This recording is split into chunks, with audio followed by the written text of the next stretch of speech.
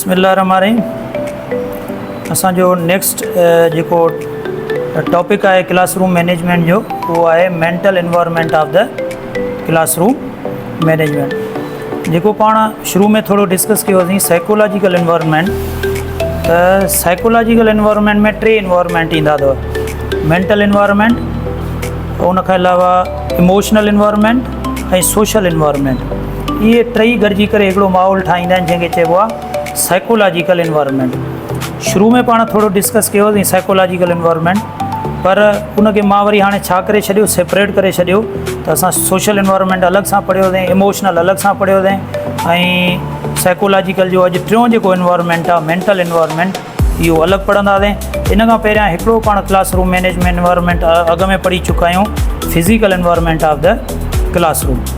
So let's see what is mental environment of the classroom.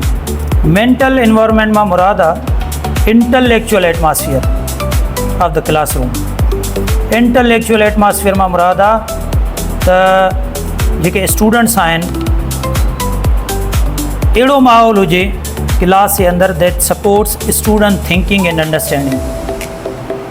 ठीकु आहे, उस्ताद class जे अंदरि अहिड़ो माहौल पैदा करे जंहिंमें ॿार जूं मेंटल स्किल्स, ठीकु आहे, ॿारनि जी थिंकिंग ऐं ॿारनि जी अंडरस्टैंडिंग उहा इम्प्रूव थिए। उन खां अलावा ॿारनि जी कंसंट्रेशन चइबो आहे focus to the teacher, focus to the topic, creativity, curiosity ऐं प्रॉब्लम सॉल्विंग एबिलिटीज़ ॿारनि जे अंदरि पैदा थियनि।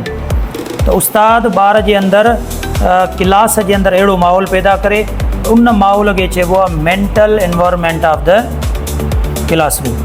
मेंटल एनवायरनमेंट जेको पॉजिटिव हूंदो आहे उहो ॿारनि मां कन्फ्यूजन, बोर्डम, ज़हनी थकावट इन्हनि खे दूरि कंदो आहे। कैरेक्टरिस्टिक कहिड़ा आहिनि मेंटल एनवायरनमेंट जा? माना जेकॾहिं पाण खे कहिड़ियूं शयूं आहिनि जेके ॿुधाईंदियूं त कंहिं बि क्लास जो जेको मेंटल एनवायरनमेंट आहे उहो सुठो आहे। उहो मेंटल एनवायरनमेंट सुठो कीअं ख़बर पवंदी? अहिड़े माहौल में ॿार मोटिवेटेड फील कंदा, ठीकु आहे, क्यूरियस हूंदा। क्यूरियस माना लर्निंग में सिखणु चाहींदा, सवाल पुछणु चाहींदा, लर्निंग एक्टिविटीज़ में बिज़ी हूंदा, मेमोराइज़ शयुनि खे न कंदा, शयुनि खे सम्झण जी कोशिशि कंदा, ठीकु आहे। उन खां अलावा डिफरेंट टीचिंग मेथड्स जेके आहिनि उहे यूज़ थींदा आहिनि त जीअं ॿारनि जी वधि खां वधि लर्निंग जेका आहे उहा थी सघे, ऐं अहिड़े माहौल में हमेशह क्रिटिकल थिंकिंग खे प्रोमोट कयो वेंदो आहे। मेंटल एनवायरनमेंट जा कुझु फैक्टर्स आहिनि, कंपोनेंट्स आहिनि, त उस्ताद क्लास जे मेंटल एनवायरनमेंट खे बहितर कीअं करे, कीअं कंदो? नंबर पहिरियों एक्टिव थिंकिंग। उस्ताद छा करे? Student should think rather than simply memorize fact. उस्ताद अहिड़ियूं एक्टिविटीज़ कराए जंहिंमें ॿार क्लास में वधि खां वधि थिंक करे, जंहिंखे तव्हां ब्रेन स्टॉर्मिंग बि चवंदा आहियो। अहिड़ियूं एक्टिविटी कराए जो ॿार सोचे, पाण हल करे, ठीकु आहे। हा, मतिलबु थिंक करे। जीअं एग्ज़ाम्पल आहे, instead of asking what is the capital of Pakistan, जेकॾहिं उस्ताद हिकिड़ो ॿार खां पुछे थो पाकिस्तान जो कैपिटल कहिड़ो आहे, ॿियो वरी उस्ताद ॿार खां पुछे थो what do you think Islamabad was chosen as the capital instead of Karachi. हिते ॿार सोचींदो, हुते जवाबु ॾींदो इस्लामाबाद कैपिटल आहे। हिते उस्ताद पुछियसि त तव्हां छा था सम्झो, कराची मां इस्लामाबाद खे कैपिटल छो कयूं? हाणे ॿार छा कंदो? सोचींदो, थिंक कंदो। एक्टिव थिंकिंग जेको आहे उस्ताद क्लास जे अंदरि कराए। Curiosity motivate student to explore new ideas. Curiosity चइबो आहे नई शइ खे ॿारनि जे अंदरि जेको तजस्सुस हूंदो आहे न करण जो, उनखे छा चइबो आहे? क्यूरियोसिटी। फ़र्ज़ु कयो तव्हां क्लास में आहियो, तव्हां ॿारनि खे अची चयो अॼु असां हिकिड़ी शइ जेका आहे न नई शइ कंदासीं, ॿार थोरो क्यूरियस थींदो त अॼु साईं या त कहाणी ॿुधाईंदो या प्रैक्टिकल कराईंदो या ॿार गेम ते वठी वेंदो। माना ॿार छा कंदो? क्यूरियस हूंदो, ठीकु आहे। त क्यूरियोसिटी जो मतिलबु आहे त उस्ताद अहिड़ियूं एक्टिविटीज़ कराए जंहिंमें ॿारनि जी क्यूरियोसिटी छा थिए, इंक्रीज़ थिए।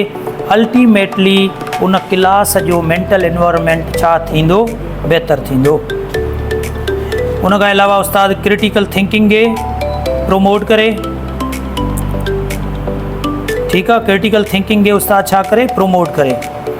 मिसाल तौर, is this information reliable, what evidence support it, could there be another opinion. माना हिकिड़ो ॿारनि खे उस्ताद आर्टिकल ॾिनो त हीअ आर्टिकल पढ़ो न्यूज़पेपर में, ऐं हाणे स्टूडेंट खे चई पाण में डिस्कस कयो, हीअ सुवाल अथव, हिन में इंफॉर्मेशन जेका ॾिनल आहे सही आहे, जेके प्रूफ ॾिनल आहिनि उहे हिनखे सपोर्ट कंदा या नथा कनि। हिन हा, त उन सां ॿारु छा कंदो, क्रिटिकली थिंक कंदो। उस्ताद क्लास जे अंदरि प्रॉब्लम सॉल्विंग एक्टिविटीज़ कराए, इन सां ॿारनि जी जेका मेंटल इन्वायरमेंट आहे उहो बहितर थींदो। Student learn to solve challenges. ठीकु आहे न, नयूं नयूं एक्टिविटीज़ कंदा। उन खां अलावा concentration and attention, Ustad class जे अंदरि अहिड़ियूं एक्टिविटीज़ कराए जंहिंमें ॿारनि जी कंसंट्रेशन ऐं अटेंशन छा हुजे, वधि खां वधि हुजे। कंसंट्रेशन कीअं कबो आहे, टेक्निक्स हूंदियूं आहिनि न। हलंदे हलंदे उस्ताद सवाल पुछी वरिता क्लास मां, ॿार छा थी वेंदा आहिनि, अटेंशन में अची वेंदा आहिनि। त उस्ताद मथां मूंखां न पुछे, हाणे हिन खां पुछियो अथई, हाणे मथां मूंखां न पुछे। त इहो concentration, student remain focus on learning. The teacher changes activity every 15 minutes to maintain attention. हर 15 मिनटनि खां पोइ उस्ताद पंहिंजी एक्टिविटी मटे त जीअं ॿारनि जो अटेंशन रहे। असां कलाक जो कलाक साॻियो ई वेठा मथो पिया था हणूं। Confidence in thinking, student should not fear expressing ideas. Mental environment बहितर करण जे लाइ इहो बि आहे त उस्ताद ॿारनि जी जेका थिंकिंग आहे उन में छा पैदा थिए, कॉन्फिडेंस।